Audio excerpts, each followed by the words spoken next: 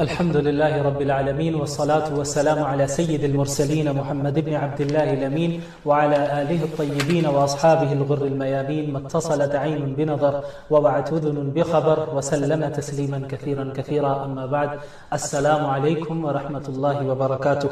میری جانب سے آپ سب کو سب سے پہلے رمضان المبارک کا مہینہ بہت بہت مبارک ہو. اللہ تعالی ہمیں بھی اور آپ سب کو اس مہینے میں نیک اعمال زیادہ سے زیادہ کرنے کی توفیق عطا فرمائے, اچھی طرح روزے رکھنے کی توفیق عطا فرمائے, تراویح قیام اللیل کی پابندی عطا فرمائے اور اس کے علاوہ بھی تلاوت, اذکار اور دیگر وہ تمام اعمال کی ہمیں توفیق عطا فرمائے جن اعمال سے اللہ رب العالمین خوش ہو. آج جو لائیو میں ہمارا آنا ہوا ہے اس کا مقصد یہ ہے کہ چونکہ رمضان المبارک ایسا مہینہ ہے جس میں قرآن کریم کا نزول ہوا, شہر رمضان الذی انزل فیہ القرآن, کہ رمضان المبارک ایک ایسا مہینہ ہے جس میں قرآن کریم کا نزول ہوا ہے, ھدی للناس وبینات من الھدی والفرقان, جو کہ تمام انسانیت کے لیے ہدایت نامہ ہے, تمام انسانیت کے لیے ہدایت نامہ ہے. لہذا قرآن اور رمضان کا آپس میں بہت گہرا تعلق ہے. تو اسی وجہ سے آپ دیکھتے ہیں کہ ہم الحمدللہ تراویح میں بھی قرآن کی تلاوت کرتے ہیں, اس کے علاوہ رمضان میں قرآن کو پڑھنے کا بڑا اہتمام ہوتا ہے. تو انشاءاللہ ہمارا ارادہ یہ ہے کہ روزانہ اس پورے رمضان میں اللہ رب العالمین نے اگر چاہا تو انشاءاللہ روزانہ ہر پارے یعنی ہر جز کا خلاصہ آپ کے سامنے پیش کر دیا جائے. مثلا آج رمضان کی پہلی رات ہے, آج آپ لوگوں نے تراویح پڑھی ہوگی جس میں اکثر لوگوں نے پہلے پارے کی تلاوت سنی ہوگی. تو اب پہلے پارے میں اللہ تعالیٰ نے کیا فرمایا ہے, آپ نے جس پارے کو سنا ہے تلاوت میں, نماز میں, تراویح میں, اس میں اللہ رب العالمین کیا کہنا چاہتا ہے. تو ظاہر ہم ایک ایک آیت کی تفسیر میں تو نہیں جائیں گے, اور چونکہ رات کا بھی وقت ہے تو اس لیے بہت سے لوگوں کے پاس بہت لمبا وقت بھی نہیں ہوتا, اس لیے ہم کوشش کریں گے بالکل مختصر انداز میں, بالکل بریفلی ہر پارے کا خلاصہ روزانہ آپ کے سامنے پیش کیا جائے انشاءاللہ تعالی, اللہ رب العالمین نے اگر توفیق دی تو ہم ابتدا کرتے ہیں قرآن کریم کے پہلے پارے سے. لیکن قبل اس کے کہ ہم پہلے پارے کے خلاصہ کو جانے سمجھیں کہ اللہ نے اس پارے میں کیا کہا ہے, ہمیں قرآن کے حقوق کو سمجھ لینا چاہیے کہ قرآن کے جو رائٹس ہیں ہم کس طرح ان رائٹس کو ادا کریں. آپ کو معلوم ہونا چاہیے کہ علماء کرام نے قرآن کے تقریباً 6 رائٹس گنوائے ہیں. سب سے پہلا حق قرآن کریم کا یہ ہے کہ ہم اس پر ایمان لے آئے. قرآن کریم ایسی کتاب ہے جسے کسی انسان نے نہیں لکھا, کسی انسان کی جانب سے, کسی مخلوق کی جانب سے یہ کتاب نہیں آئی ہے, بلکہ یہ کتاب اللہ رب العالمین کا کلام ہے.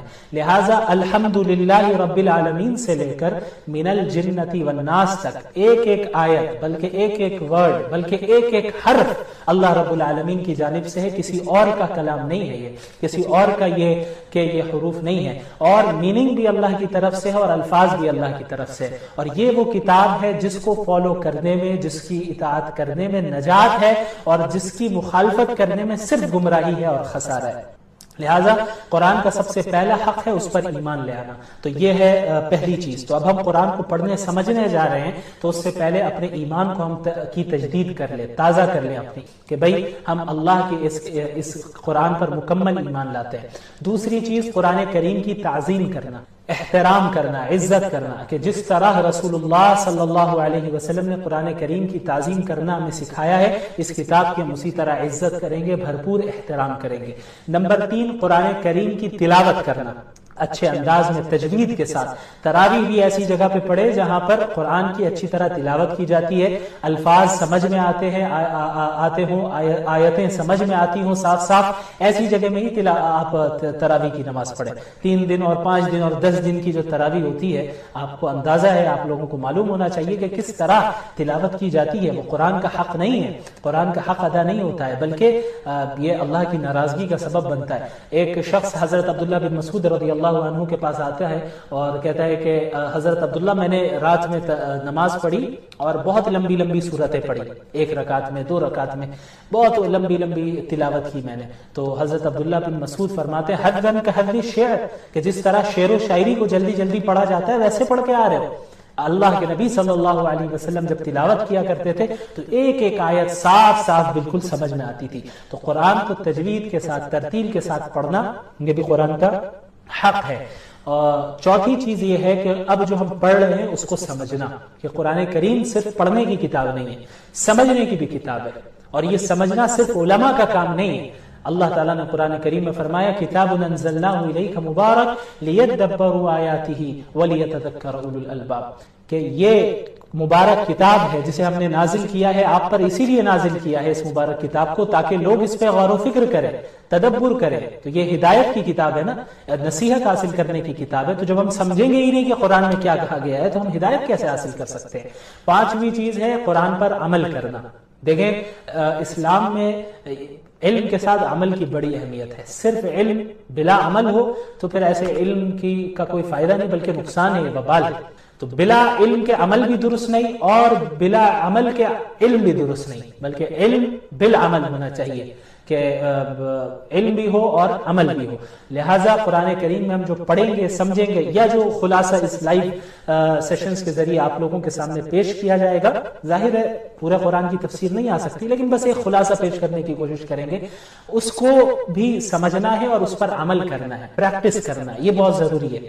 چھٹی چیز ہے کہ قرآن کریم کی تبلیغ کرنا۔ دیکھیں یہ امت جو ہے، امت محمدیہ صلی اللہ علیہ وسلم، یہ امت دعوت ہے، یہ امت دعوت ہے، یہ امت بھیجی گئی ہے تمام انسانیت کے لیے، صرف اپنے لیے نہیں۔ آپ صرف اپنے لیے قرآن پڑھ کے سمجھ لیں، عمل کرنے کے کافی نہیں ہے، بلکہ اسے پڑھنا ہے، سمجھنا ہے، ایمان لانا ہے، عمل کرنا ہے، پھر تبلیغ بھی کرنی ہے، دوسروں تک پہنچانا ہے، تمام انسانیت تک پہنچانا ہے اس قرآن کریم کے پیغام کو، کیونکہ یہ ہدی للناس ہے، تمام انسانیت کے لیے ہدایت نامہ ہے۔ تو اب سب سے پہلے جو ویورز جڑے ہوئے ہیں میں ان کو مبارکباد دینا چاہتا ہوں کہ یہ بھی جو آپ لائیو میں یہاں پر جڑے ہیں اور اس وقت اس قرآن کے خلاصہ کو سننے کے لیے اور قرآن کو سمجھنے کے لیے آپ دیکھ رہے ہیں اس وقت، یہ کوئی معمولی بات نہیں ہے۔ آپ اپنے سے نہیں آئے بلکہ اللہ نے آپ کو توفیق دی ہے، اللہ نے آپ کو اس بات کی توفیق دی ہے کہ آپ کچھ وقت نکالیں اپنے بزی شیڈیول سے تاکہ آپ اس کے کلام کو سمجھ سکیں، یہ بہت بڑی توفیق ہے۔ تو سب سے پہلے آپ حضرات کو مبارکباد دینا چاہتا ہوں کہ آپ رمضان کی پہلی رات میں اس مبارک کام میں آپ حصہ لے رہے ہیں، جزاکم اللہ خیرا۔ تو یہ جو 6 حقوق ہے قرآن کریم کے، تو ان پر ہمیں سب سے پہلے عمل بھی کرنا ہے قرآن کو سمجھتے ہوئے، ٹھیک ہے۔ مختصراً میں بتا دوں، ایمان لانا، تعظیم کرنا، اچھے انداز میں تجوید کے ساتھ تلاوت کرنا، اس کے بعد ہے عمل کرنا، اس کو سمجھنا، نمبر 5 ہے اس پر عمل کرنا، اور اس کے بعد ہے کہ اس قرآن کریم کی تبلیغ کرنا، یہ بہت ضروری ہے۔ تو اب آئیں ہم پہلے پارے کی طرف بڑھتے ہیں۔ قرآن کی ابتدا ہوتی ہے سورۃ الفاتحہ سے۔ سب کو معلوم ہے فاتحہ کا مطلب کیا ہوتا ہے، فتح عربی میں کہتے ہیں کھولنے کو، ٹھیک ہے۔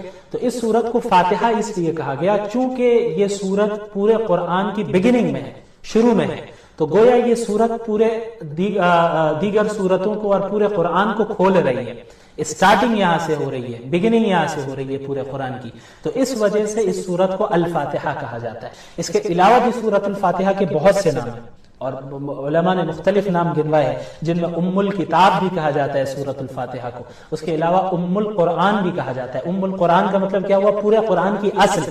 ام القرآن سورت الفاتحہ کو کیوں کہا جاتا ہے، بہت اہم سورت ہے۔ کیوں کہا جاتا ہے، کیونکہ یہ سورت ایسی ہے جس میں پورے قرآن کا نچوڑ موجود ہے۔ پورے قرآن میں کیا ہے، توحید کا ذکر ہے، رسالت کا ذکر ہے، قیامت آخرت کا ذکر ہے، احکامات کا ذکر ہے کہ اللہ نے جو آرڈرز دیے ہیں، ماننے والوں کا ذکر ہے، نہ ماننے والوں کا ذکر ہے۔ تو یہ ساری چیزیں پورے قرآن میں تفصیل کے ساتھ پھیلی ہوئی ہیں پورے 30 پارے میں، لیکن سورۃ الفاتحہ میں ان تمام چیزوں کا نچوڑ موجود ہے۔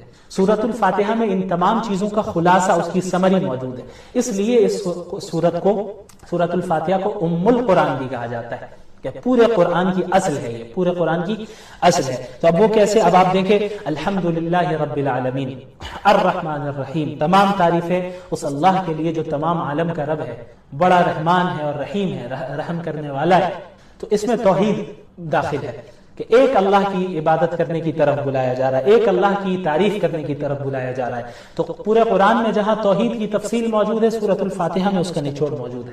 یہ پہلی آیت میں توحید کی دعوت دی جا رہی ہے۔ توحید کسے کہتے ہیں، ایک اللہ کو ماننا، اللہ کی ذات میں بھی کسی کو شریک نہیں ٹھہرانا، اللہ کی صفات میں بھی کسی کو شریک نہیں ٹھہرانا، عبادت کے لائق بھی صرف اللہ ہے، دعا بھی اگر کسی سے مانگی جائے گی صرف اللہ سے مانگی جائے گی، عبادت بھی کسی کے سامنے کی جائے گی تو صرف اللہ سے کی جائے گی، جیسا کہ یہاں یہاں پہ ایاک نعبد و ایاک نستعین، اس میں احکامات کا بھی بیان ہے کہ ہم آپ کی ہی عبادت کرتے ہیں اور آپ سے ہی مدد چاہتے ہیں. تو مدد کس سے چاہیں گے؟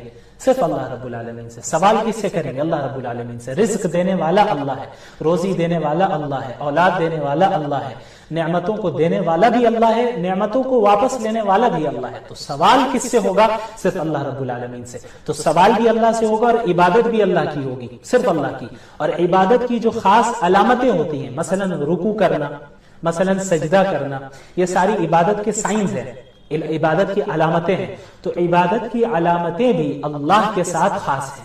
اگر کوئی آپ دیوار کے سامنے سجدہ کریں، یعنی دیوار کو سجدہ کرے، کسی درخت کو سجدہ کرے، درخت کے سامنے رکوع کرے، کسی انسان کے سامنے آپ رکوع کرے، سجدہ کریں، تو یہ بالکل جائز نہیں ہے، کیونکہ رکوع کرنا، سجدہ کرنا یہ ایک عبادت کی علامت ہے، اور عبادت کی تمام علامتیں اللہ کے ساتھ خاص ہیں. تو رکوع، سجدہ، نماز، روزہ، ذکر اور ساری چیزیں صرف اللہ کے لیے کی جائیں گی. وَإِيَّاكَ نَسْتَعِينُ، اور ہم مدد بھی آپ سے ہی مانگتے ہیں. سوال، مدد اللہ سے مانگی جائے گی.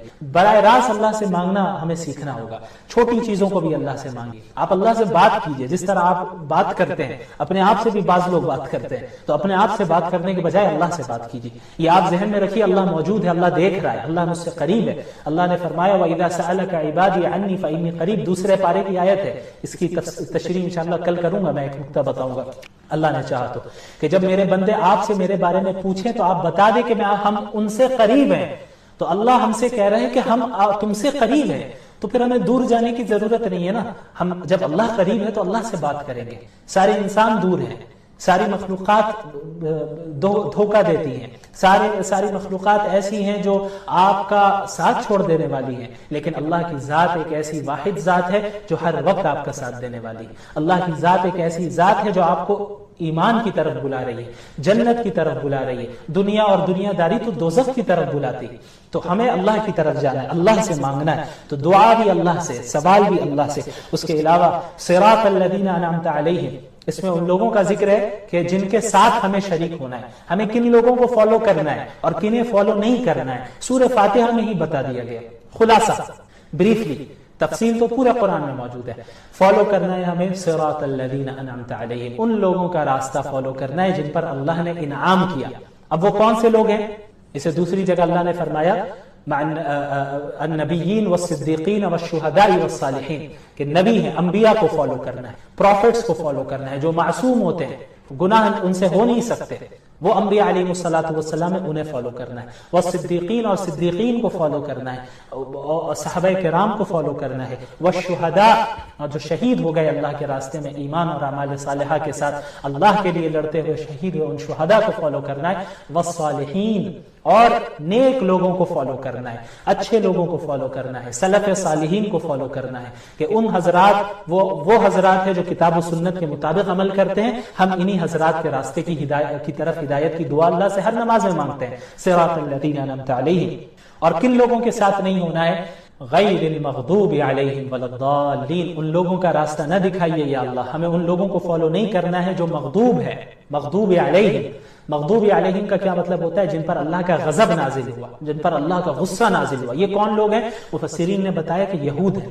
تو یہود کیسے ہو گئے مغضوب علیہم؟ ان کے پاس علم موجود تھا، تورات کا علم تھا، تورات میں مذکور تھا کہ محمد رسول اللہ صلی اللہ علیہ وسلم آخری نبی آئیں گے، لیکن انہوں نے ریجیکٹ کر دیا. علم ہونے کے بعد بھی عمل نہیں کیا. تو جو لوگ علم ہونے کے باوجود اللہ کی نافرمانی کرتے ہیں، عمل نہیں کرتے، وہ مغضوب علیہم ہیں، ان پر اللہ کا غضب نازل ہوتا ہے. تو ہم سب پناہ چاہتے ہیں ایسے افراد میں ہم داخل نہ ہوں. اور ولا الضالین، اور نہ ہی ہم ضالین میں ہونا چاہتے ہیں. ضالین کون ہے؟ جو لوگ گمراہ ہیں، سیدھے راستے سے بھٹکے ہوئے. یہ وہ لوگ ہیں جن کے پاس علم ہی نہیں ہے، علم کے بغیر عمل کرتے ہیں.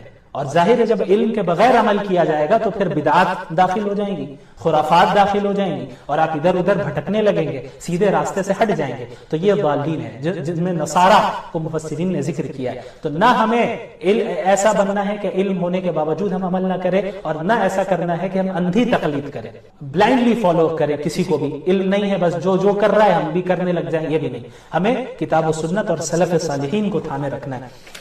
بہرحال سورۃ الفاتحہ یہ بہت اہم سورت ہے، اس کا خلاصہ مختصر میں نے بتا دیا. اس کے بعد سورۃ الفاتحہ کے بعد جس سورت کی ابتدا ہوتی ہے اسے سورۃ البقرہ کہتے ہیں. اب بقرہ کا مطلب کیا ہوا؟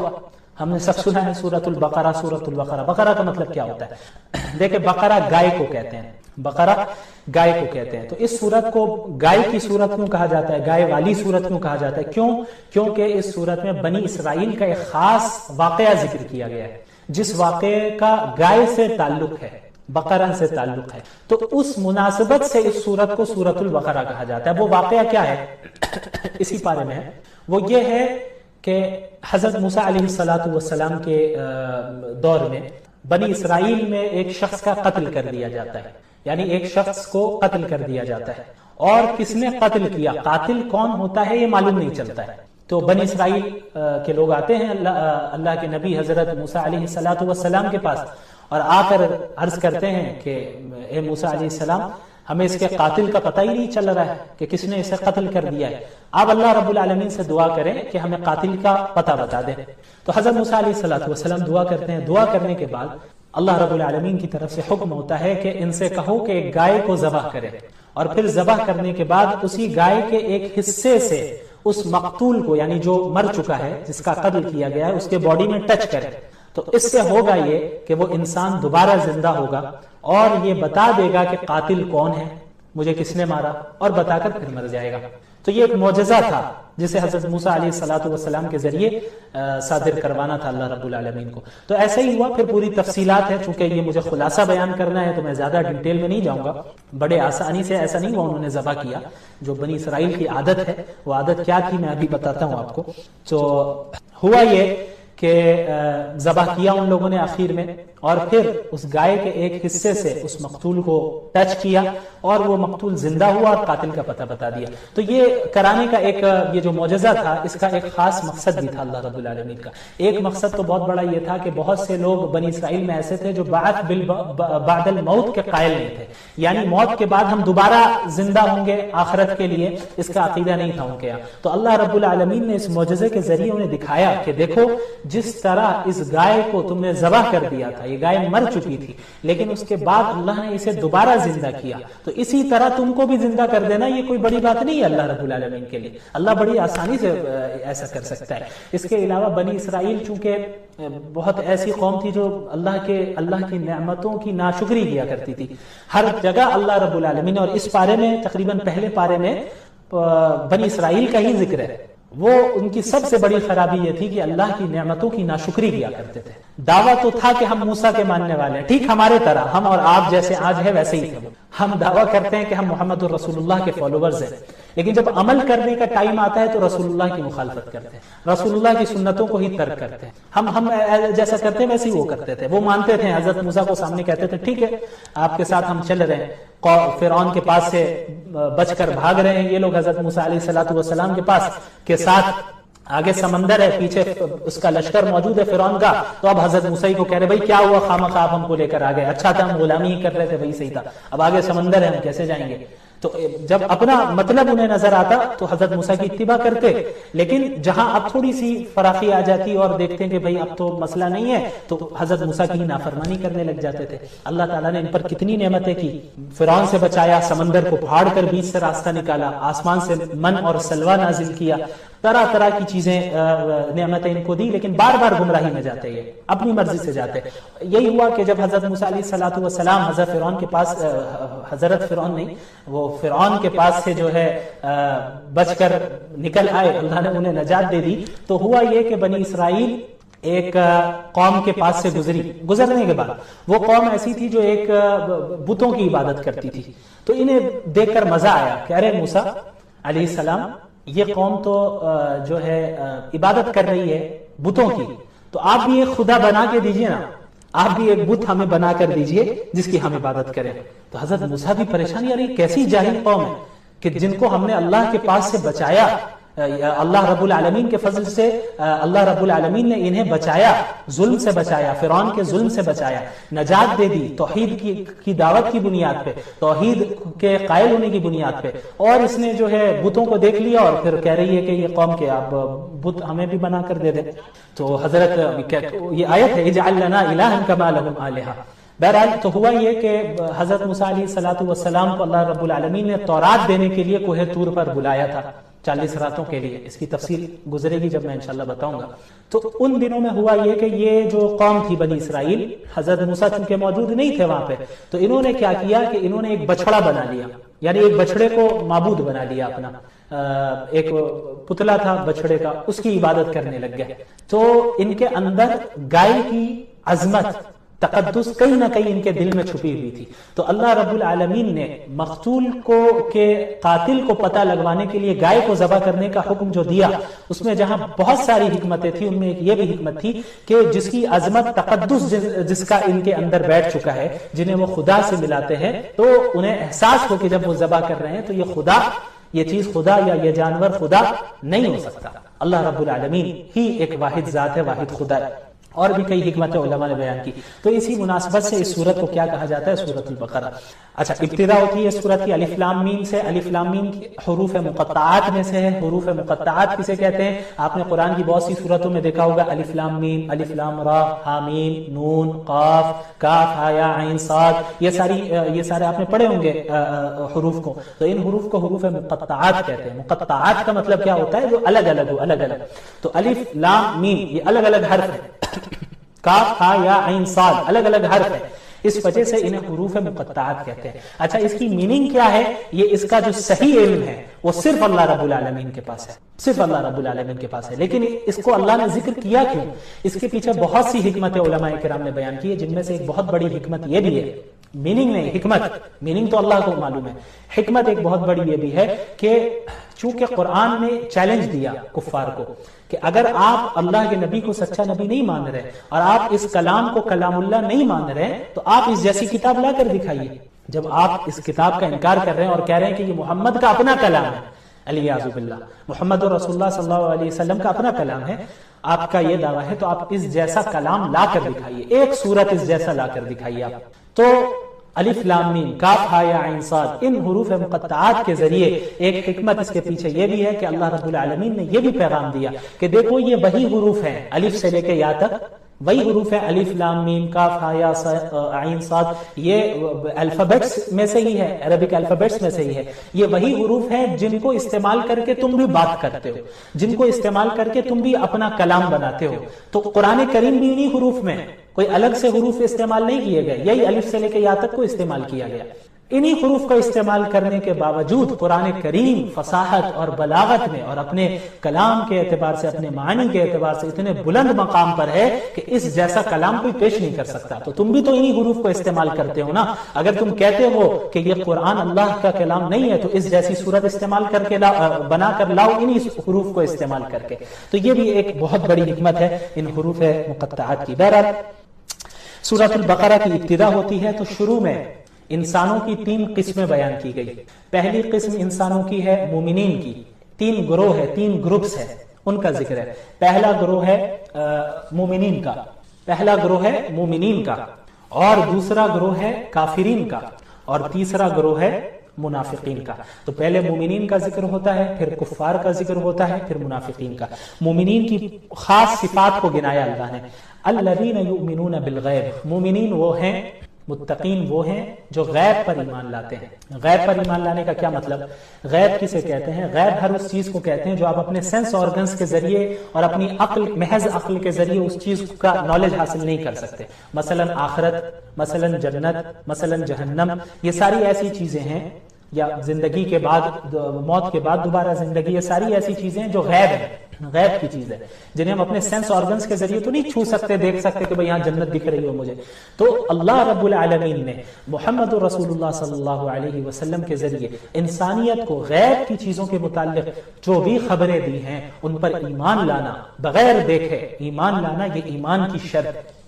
مومنین وہ ہے کہ اللہ کے نبی نے کہا ہے بس ہم ایمان لاتے ہیں. رسول اللہ کی صحیح قول، صحیح حدیث موجود ہے، آپ نے غیب کے متعلق یہ خبر دی ہے، تو اب میری عقل بظاہر مجھے لگ رہا ہو کہ میری عقل کو سمجھ میں نہیں آ رہا ہے، یہ بات سمجھ میں نہیں آ رہا ہے، یہ بات سمجھ میں آ نہیں رہی ہے عقل کو، میری عقل کو. تو ہمیں یہ نہیں کرنا ہے کہ بھائی اللہ کے نبی صلی اللہ علیہ وسلم نے کہا ہے تو پتہ نہیں صحیح بھی کہا ہے نہیں بھی کہا ہے، تو یہ ایمانی کیسا؟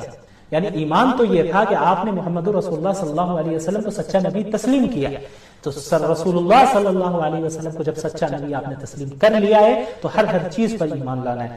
اس کے علاوہ نماز قائم کرتے ہیں، نماز قائم کرتے ہیں، نماز ادا کرنے نہیں کہا بلکہ کہا نماز قائم کرتے ہیں وہ مومنین۔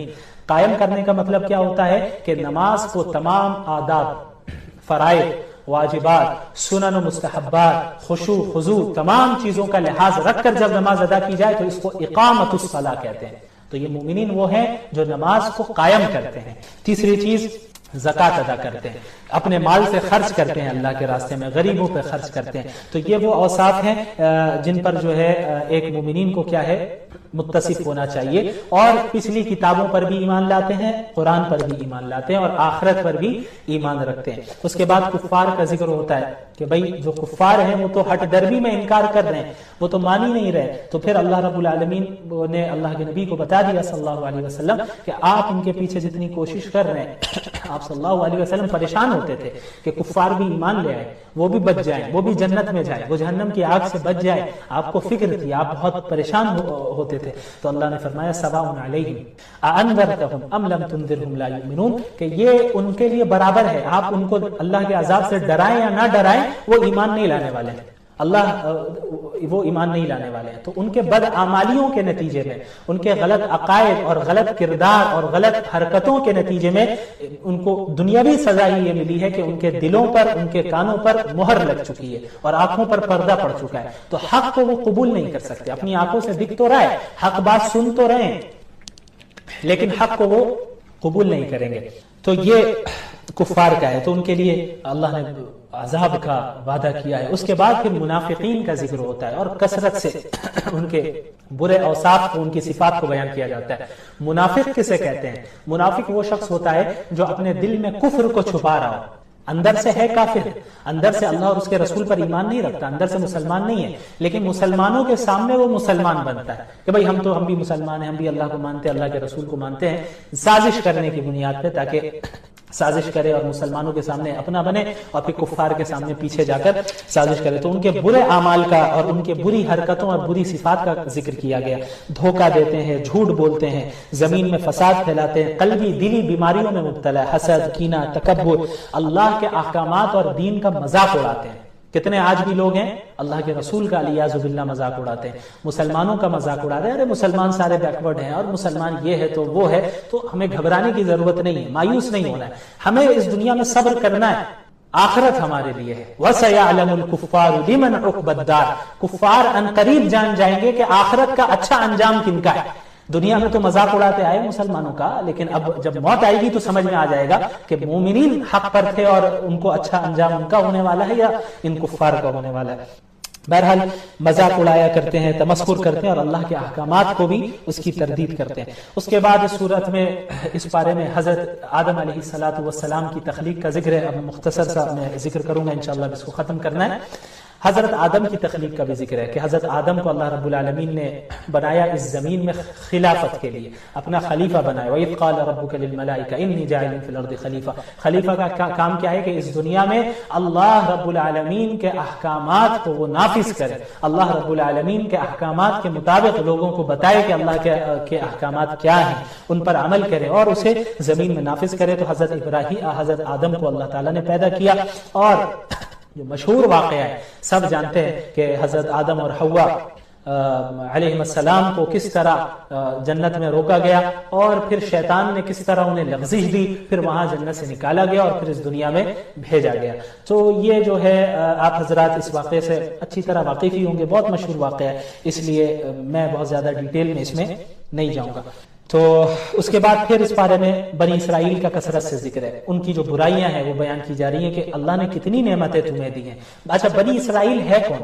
بنی اسرائیل حضرت یعقوب کی اولاد سے ہیں۔ دیکھیں حضرت اسماعیل حضرت ابراہیم کے بیٹے تھے، حضرت اسماعیل بھی حضرت ابراہیم کے بیٹے تھے، حضرت اسحاق بھی حضرت ابراہیم کے بیٹے تھے۔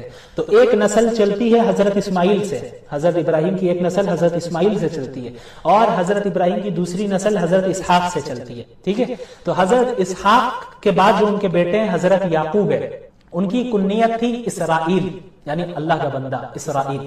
تو حضرت اسحاق کی جانب سے جو نسل چلی ہے حضرت یعقوب پھر اولاد یعقوب, تو اس نسل میں جتنے لوگ آئے انہیں بنی اسرائیل کہا جاتا ہے. تو اسی میں تمام انبیاء آتے رہے کثرت کے ساتھ. اچھا, حضرت ابراہیم کے بعد جو حضرت اسماعیل ہیں ان کی جو نسل چلی, تو حضرت اسماعیل کے بعد اور کوئی نبی نہیں آئے, آخر میں ڈائریکٹ محمد الرسول اللہ صلی اللہ علیہ وسلم. تو محمد الرسول اللہ صلی اللہ علیہ وسلم حضرت اسماعیل کی نسل سے تھے. تو یہ حضرت اسحاق کی جو نسل چلی, حضرت اسحاق پھر یعقوب اور پھر نیچے جو نسل چلی, انہیں بنی اسرائیل کہتے ہیں. تو ان میں کثرت سے اللہ تعالیٰ نے انبیاء کو بھیجا. تو ان پر اتنی نعمتیں کی, اس کے باوجود اللہ کی نافرمانی کرتے. کئی انبیاء کو بنی اسرائیل نے قتل کیا اور دعویٰ ہوتا تھا کہ بھئی ہم تو انبیاء کی اولاد میں سے ہیں, ہم تو بنی اسرائیل ہیں, ہم تو حضرت ابراہیم اور یعقوب اور اسحاق کی اولاد میں سے, ہم میں انبیاء پیدا ہوتے ہیں, تو ہم تو اللہ کے محبوب ہیں. تو اللہ تعالیٰ نے انہیں جو ہے ٹھیک کیا کہ بھئی اللہ کا وہی ہوگا جو عمل درست کرے گا. محض کسی خاندان میں, نبی کے خاندان میں ہو جانا یہ کافی نہیں ہے نجات کے لیے. نجات تو اسی وقت ملے گی جب عقائد بھی درست ہوں گے, اعمال صالحہ بھی درست ہوں گے, انبیاء کی اتباع بھی کرو گے. تو بنی اسرائیل نے کثرت سے جو ہے خلاف ورزی کی اور نافرمانی کی. بار بار ان کی تلقین کی جا رہی ہے کہ ان کو تلقین کی جا رہی ہے کہ سیدھے راستے پہ آؤ. حضرت موسیٰ پریشان ہو جایا کرتے تھے. چند تو ہوتے تھے افراد ایسے جو بالکل اطاعت کرتے تھے, لیکن ایک بڑی تعداد ایسی ہوتی تھی جو وقتی طور پر اطاعت کرتی اور پھر نافرمانی کرنے لگ جاتی, جو ہم اور آپ جیسا کہ آج کر رہے ہیں. تو ان کو بھی بہت اللہ رب العالمین نے ان کے متعلق بہت سی باتیں سنائی ہیں. اس کے بعد ایک بہت ہی اہم بات, چونکہ ان کا ایک بہت بڑا جرم یہ بھی تھا کہ یہ تحریف کرتے تھے. تحریف کسے کہتے ہیں کہ تبدیل کر دینا. اللہ کی کتاب میں تورات میں انہوں نے تبدیلی کی. اللہ نے آیت نازل کی ہے کچھ اور یہ بیان کر رہے ہیں کچھ کہ بھئی یہاں تورات میں یہ لکھا ہے, الگ ایسا نہیں لکھا. تو قرآن کو بھی بعض لوگوں نے بدلنے کی کوشش کی, تو تحریف کرنے کی کوشش کی, لیکن قرآن الحمدللہ چونکہ اللہ نے اس کی حفاظت کا وعدہ لے رکھا ہے آج تک محفوظ ہے. پچھلی کتابوں کی حفاظت کا وعدہ اللہ نے نہیں لے رکھا تھا, تو اس میں تحریف ہو گئی, تبدیلی ہو گئی. تو تحریف کی بھی دو شکلیں ہوتی تھی. ایک یہ کہ آیت تو ایک ہی ہے, تورات میں ایک ورس ایک آیت نازل ہوئی, اس کی آیت وہی ہے, الفاظ میں کوئی چینجنگ نہیں کی, لیکن جس مطلب میں نازل ہوئی اس کے علاوہ اپنے طرف سے مطلب بناتے, نہیں اس کا یہ نہیں, اس کا یہ مطلب ہے. تو یہ بھی تحریف ہے. اور دوسری چیز یہ ہے کہ وہ الفاظ کو بھی بدل دیا کرتے تھے. تو آج جو ہمارے پاس تورات موجود ہے, انجیل موجود ہے, بائبل موجود ہے, تو وہ اپنی اصل صورت میں نہیں ہے, اس میں تبدیلیاں آ چکی ہیں. تو یہ تحریف بھی بہت بڑا جرم تھا. تو یہ بھی وہ کیا کرتے تھے. اس کے بعد پھر وہی اس کا ذکر ہے بقرہ کا جو میں نے پہلے بتا دیا. اس کے بعد ہاروت اور ماروت کا ذکر ہے. ہاروت اور ماروت دو اچھا, یہودیوں میں ایک بہت بڑا جرم سحر کا بھی تھا. ہمیں لگا کہ بھئی سعی کرنا چاہیے ہمیں یا نہیں کرنا چاہیے, کیونکہ صفا اور مروہ پہ تو بت رکھے ہوئے ہیں. اچھا, اسے ہٹا بھی نہیں سکتے کیونکہ مکہ میں ان کے پاس طاقت نہیں تھی, اقتدار نہیں تھا ان کے پاس. تو اللہ نے اس آیت کا نزول کیا, ان الصفا والمروہ من شعائر اللہ, کہ صفا اور مروہ اللہ کے شعائر میں سے, اللہ کی نشانیوں میں سے, لہٰذا آپ عمرہ کرتے وقت اور حج کرتے وقت سعی ضرور کیجیے. اس کے بعد انما حرم علیکم المیتۃ والدم ولحم الخنزیر. مشرکین کیا کرتے تھے کہ اپنی جانب سے چیزوں کو حلال کرتے, اپنی جانب سے چیزوں کو حرام کر دیتے. تو اللہ نے اس کی تردید کی کہ حلال اور حرام کرنا یہ صرف اللہ کا کام ہے, کہ کون سی چیز حلال ہے کون سی چیز حرام ہے یہ بتانا صرف اللہ کا کام ہے. اللہ جس چیز کو حلال کہے گا وہ چیز حلال ہوگی, اور جس چیز کو حرام کہے گا وہ چیز حرام ہوگی. یہ مشرکین یا کسی بھی انسان کے اختیار میں نہیں ہے کہ اپنی جانب سے کسی حلال کردہ چیز کو حرام کر دے اور کسی حرام کردہ چیز کو حلال کر دے. تو اس آیت کا نزول ہوا انما حرم علیکم المیتۃ والدم ولحم الخنزیر, اور اس میں 4 چیزوں کو گنوایا اللہ نے, 4 ایسی چیزیں جو حرام ہیں. مردار, میتہ, والدم بہتا ہوا خون, ولحم الخنزیر اور خنزیر کا گوشت, وما اہل به لغیر اللہ, اور ہر وہ جانور جس پر اللہ کے سوا کسی کا نام لیا گیا ہو, یعنی شرعی اعتبار سے اسے ذبح نہ کیا گیا ہو اور غیر اللہ کے نام پر اسے ذبح کیا گیا ہو, یا پھر کچھ غیر شرعی طریقے سے اس کو قتل کیا گیا ہو, تو وہ میتہ میں داخل ہے. اس کے بعد ایک بہت ہی بلیغ آیت آتی ہے, وَلَكُمْ فِي الْقِصَاصِ حَيَاةٌ يَا أُولِي الْأَلْبَابِ لَعَلَّكُمْ تَتَّقُونَ, کہ قصاص لینے میں اے عقل مندو تمہارے لیے زندگی ہے تاکہ تم متقی بن جاؤ. قصاص کا مطلب کیا ہوتا ہے؟ دیکھیں شریعت کا حکم ہے کہ ایک قاتل, اگر اسلامی حکومت قائم ہے تبھی یہ ہے, یہ اسلامی حکومت کا کام ہے, کوئی عام انسان اٹھ کر نہیں کر سکتا. وہ کیا ہے کہ ایک شخص نے کسی کا قتل کر دیا, تو اب یہ جو قاتل ہے وہ سزا کا مستحق ہے, تو اس کو سزا کیا دی جائے گی؟ شریعت نے بتایا کہ اس سے قصاص لیا جائے گا, یعنی اسے بھی قتل کیا جائے گا. اس نے انسانی جان کا احترام نہیں کیا اور قتل کیا اس نے ناحق, تو پھر اس شخص کو بھی یہ اسی سزا کا مستحق ہے کہ اس کو بھی قتل کیا جائے, تو اسے قصاص کہتے ہیں. پھر اس میں اور بھی یعنی مختلف پہلو ہیں کہ مقتول کے گھر والوں کو بھی اختیار دیا جاتا ہے, یا تو قاتل کو قتل کروا دے یا دیت لے لے, پیسے لے لے, اس تفصیل میں نہیں جانے والا. لیکن اللہ نے جو اس آیت میں کہا ہے کہ اے عقل مندو قصاص لینے میں، یعنی قاتل کو بھی قتل کی سزا دینے میں تمہارے لیے زندگی ہے، اے عقل مندو۔ اب آپ اندازہ لگائیں زندگی کیسے؟ بظاہر تو لگ رہا ہے کہ قاتل کو قتل کیا جا رہا ہے تو وہ تو مر جا رہا ہے، زندگی کیسے ہے؟ لیکن آپ غور کریں کہ جب اسلامی ملک کا یا کسی بھی ملک میں اس طرح کا سخت قانون ہوگا اور ایسی سخت سزا ہوگی کہ بھئی جو بھی کسی کو قتل ناحق کرے گا اس کو بھی قتل کی سزا دی جائے گی، اس سے قصاص لیا جائے گا، تو ایسی سخت سزا کو دیکھ کر وہ شخص جو قتل کرنے کا ارادہ رکھ رہا ہوگا وہ باز آ جائے گا۔ تو اس طرح وہ قتل کرنے سے جب رک جائے گا تو اسے بھی سزا نہیں ملے گی، اس کو بھی زندگی مل گئی، اور جس سے وہ قتل کرنا چاہ رہا ہوگا تو سزا کے ڈر سے اسے قتل نہیں کرے گا، تو جو مرنے والا تھا اس کی بھی زندگی بچ جائے گی۔ تو اس طرح اللہ رب العالمین نے فرمایا کہ قصاص لینے میں تمہارے لیے زندگی ہے، کہ قاتل بھی محفوظ ہو جائے گا، مقتول بھی محفوظ ہو جائے گا، یعنی قاتل قاتل نہیں بنے گا، مقتول مقتول نہیں بنے گا، تو کیا ہوگا کہ پورے معاشرے میں، پوری سوسائٹی میں ایک امن و امان قائم ہو جائے گا۔ اس کے بعد وصیت کا حکم ہے کہ اسلام میں جب میراث کے احکامات نازل نہیں ہوئے تھے، یعنی یہ نہیں بتایا گیا تھا کہ کس کو وراثت میں کتنا حصہ ملنا ہے، اس سے پہلے یہ آیت نازل ہوئی کتب علیکم اذا حضر احدکم الموت ان ترک خیرا، کہ تم میں سے جب کسی کو موت آئے تو وہ جو ہے وصیت کر دیں اپنے والدین کے لیے اور قریبی رشتہ داروں کے لیے۔ تو پہلے کیا ہوتا تھا کہ جو مرتا تھا تو اس کی جو اولاد ہوتی تھی اور اس کے جو بیٹے ہوتے تھے خاص طور پہ وہ ساری وراثت رکھ لیا کرتے تھے، تو مرنے والے کے ماں باپ کو بھی وراثت نہیں ملتی، بہنوں کو بھی وراثت نہیں ملتی، اور یہ ساری چیزیں تھی۔ تو حکم یہ دیا گیا تھا کہ بھئی مرنے سے پہلے وصیت کر دیا کرو والدین کے لیے بھی، کہ والدین کو اتنا مل جائے، دوسروں کو اتنا مل جائے، بہنوں کو اتنا مل جائے، رشتہ داروں کو اتنا مل جائے، تو یہ پہلے کا حکم تھا۔ اس کے بعد وراثت کا حکم نازل ہوا باقاعدہ، تو وراثت کی تقسیم جو ہے وہ شریعت نے طے کر دی کہ والدین کو اتنا ملنا ہے، بہنوں کو اتنا ملنا ہے، ماں باپ کو ظاہر اتنا ملنا ہے، اور بھی جو رشتہ دار ہیں اس طرح ساری تقسیم کر دی۔ تو اب ان لوگوں کے لیے وصیت کرنے کی ضرورت ہی نہیں ہے، یعنی جو وارث ہیں ان کے لیے تو وصیت نہیں کی جاتی ہے، البتہ کیونکہ وارثوں کے لیے پہلے سے کیا ہے کہ اللہ نے حصے طے کر دیے کہ کس کو کتنا مل رہا ہے، تو وارثوں کے علاوہ، ورثاء کے علاوہ جو لوگ ہیں رشتہ داروں میں، ان کے لیے وصیت کرنے کی اب بھی اجازت ہے کہ موت سے پہلے وصیت کر جائے کہ میرے مرنے کے بعد میرے مال سے اتنے پیسے فلاں جگہ پہ دے دیا جائے یا فلاں شخص کو دے دیا جائے، جو وارث نہیں ہوگا ظاہر ہے، لیکن وہ بھی شریعت نے یہ قید لگائی ہے کہ 1/3 جو بھی مال آپ چھوڑ کے جائیں گے 1/3 سے کم ہی میں آپ وصیت کر سکتے ہیں، اس کے اندر ہی کر سکتے ہیں۔ ایسا نہیں ہوگا کہ آپ کر دیں گے کہ پورے مال کو میرا آپ فلاں شخص کو دے دو جو وارث ہی نہیں ہے، تو یہ نہیں مانا جائے گا، کیونکہ جو وارثین ہیں ان کا بھی حق ہے، 1/3 حصے کے اندر آپ وہ کر سکتے ہیں وصیت۔ اس کے بعد روزے کی فرضیت کا حکم ہے، یا ایھا الذین آمنوا کتب علیکم الصیام کما کتب علی الذین من قبلکم لعلکم تتقون، اے ایمان والو تم پر روزے فرض کیے گئے ہیں ٹھیک اس طرح جس طرح تم سے پہلے کی قوموں پر فرض کیے گئے تھے، لعلکم تتقون تاکہ تم متقی بن جاؤ۔ روزہ ایک ایسا حکم ہے اور ایسی عبادت ہے جو اس امت کے لیے بھی فرض ہے، رمضان کے روزے، اور اس سے پہلے اس امت سے پہلے بھی جو امتیں گزری ہیں کسی نہ کسی اعتبار سے روزے کی فرضیت ان کے یہاں بھی موجود تھی، جیسا کہ اللہ تعالیٰ نے فرمایا لعلکم تتقون، کیوں؟ تاکہ تم متقی بن جاؤ۔ متقی کا مطلب کیا ہوتا ہے کہ تنہائی میں اور لوگوں کے سامنے ہر اعتبار سے اللہ کے تمام احکامات کو فالو کرنے والا اور اللہ کی تمام حرام کردہ چیزوں سے دور رہنے والا شخص جو ہوگا وہ متقی کہلائے گا۔ تقویٰ اسی کو کہتے ہیں کہ جلوت اور خلوت میں اللہ کا لحاظ رکھا جائے، اس کا پاس و لحاظ رکھا جائے، اس کے احکامات کو فالو کیا جائے، اور پھر اس کی جو منہیات ہے اس سے بچا جائے۔ تو تقویٰ کیسے پیدا ہوگا روزہ رکھنے سے؟ ظاہر ہے ہم اپنے نفس کو دباتے ہیں، کنٹرول کرتے ہیں۔ آپ کو پیاس لگ رہی ہوتی ہے رمضان میں، ہمیں بھوک لگ رہی ہوتی ہے، لیکن ہم انتظار کرتے ہیں کہ جب تک مغرب نہیں ہوگی تب تک ہم نہیں کھائیں گے، تب تک نہیں پیئیں گے۔ تو آپ نفس کو کنٹرول کرنے کی پریکٹس کر رہے ہیں، اور جب انسان اپنے نفس کو کنٹرول کر لیتا ہے تو وہ بہت سی برائیوں سے بچ جاتا ہے، بہت سے گناہوں سے بچ جاتا ہے، اور خود بخود اس کے اندر تقویٰ آہستہ آہستہ آنے لگتا ہے۔ اس کے بعد رمضان کے مہینے کا ذکر ہے، شہر رمضان الذی انزل فیہ القرآن، کہ رمضان کا ہی وہ مہینہ ہے جس میں یہ قرآن کریم نازل ہوا، ھدی للناس، جو کہ تمام انسانیت کے لیے ہدایت نامہ ہے۔ تو قرآن کا رمضان سے بہت گہرا تعلق ہے، اسی مہینے میں اس کا نزول ہوا، لہٰذا اس مہینے میں کثرت کے ساتھ جو ہے ہم لوگوں کو قرآن کی تلاوت اور قرآن کو پڑھنے اور سمجھنے اور اس پر عمل کرنے کی فکر کرنی چاہیے۔ اور رمضان کی جو اتنی فضیلت آئی ہے احادیث میں کہ رمضان ایک اسپیشل مہینہ ہے، تو اس کی بہت بڑی وجہ یہی ہے کہ اس مہینے میں قرآن نازل ہوا، تو قرآن کی وجہ سے رمضان کو اتنی زیادہ فضیلت حاصل ہے۔ اس کے علاوہ ایک بہت اہم نقطہ میں چاہوں گا کہ آپ حضرات سن لیں۔ دیکھیں، شہر رمضان الذی انزل فیہ القرآن، یہ جو آیتیں چل رہی ہیں، آیت نمبر 185 بلکہ 183 سے ہی رمضان کا ذکر شروع ہو جاتا ہے، سورۃ البقرہ آیت نمبر 183 سے رمضان کا ذکر شروع ہو جاتا ہے، اور رمضان کے احکامات رہتے ہیں۔ پھر اس کے بعد رمضان میں قرآن کا نزول کا ذکر کیا جاتا ہے۔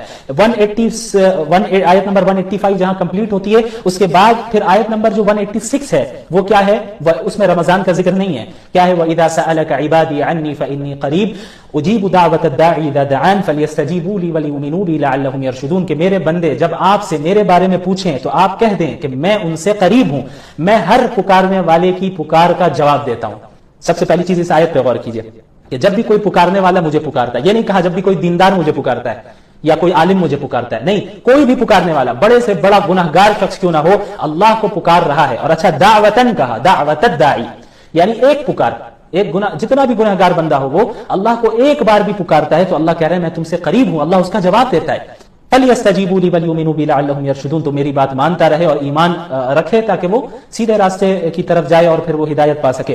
تو یہ ایک اہم آیت ہے کہ جب بھی میرے بندے آپ سے میرے بارے میں پوچھے آپ بتا دیں میں اپنے بندوں سے قریب ہوں، جب بھی کوئی پکارنے والا ایک بار بھی پکارتا ہے تو میں اس کا جواب دیتا ہوں. تو اوپر سے رمضان کا ذکر چلا آ رہا ہے، پھر آیت نمبر 186 اچانک سے یہ وَإِذَا سَأَلَكَ عِبَادِي عَنِّي والی آیت آ جاتی ہے.